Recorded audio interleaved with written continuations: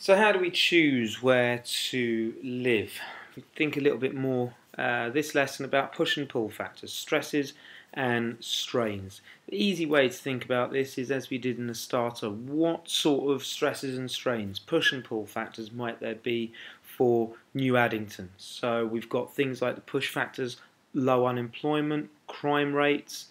Not for you guys, not really any provision for post-16 education, but the pull factors might be things like cheap housing, the sense of community that you were speaking about as well.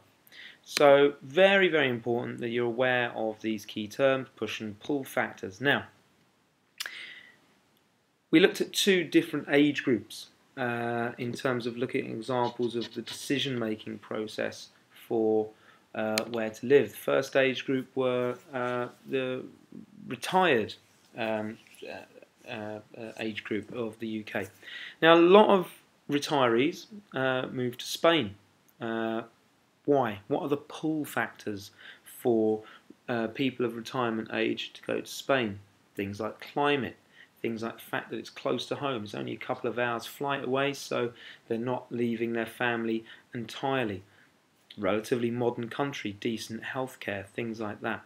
Okay, so you should have these notes here in your book. Think very carefully about the pull factors. Make sure you know at least a few of them, of why retirees often move to Spain.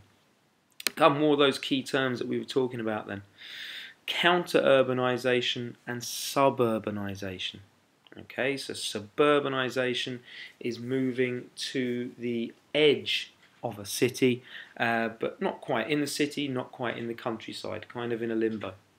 Counter-urbanization is the opposite of urbanization. So people who have lived in the city for however long and then decide to leave.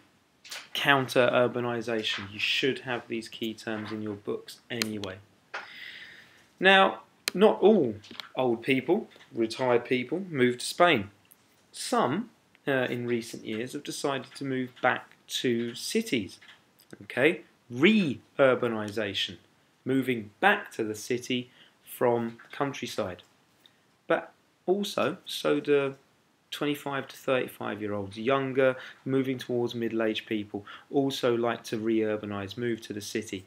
The differences for each of them are obvious sometimes, but there are also some reasons that count for both of them.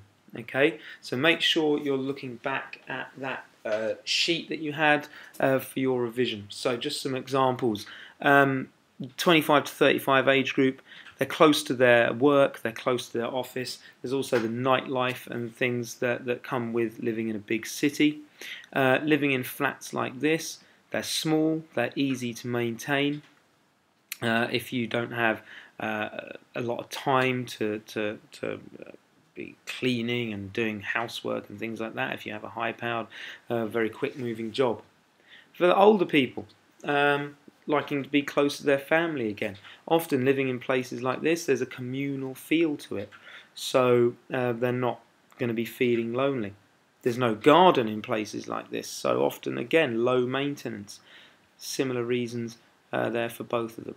So just make sure that you're looking at your sheet during your revision and being aware that you're going to need probably maybe 2 or 3 different reasons in case a re-urbanization question comes up in the exam. And an exam question might look a little bit like this. Okay, possibly the advantages of city centre living for age groups.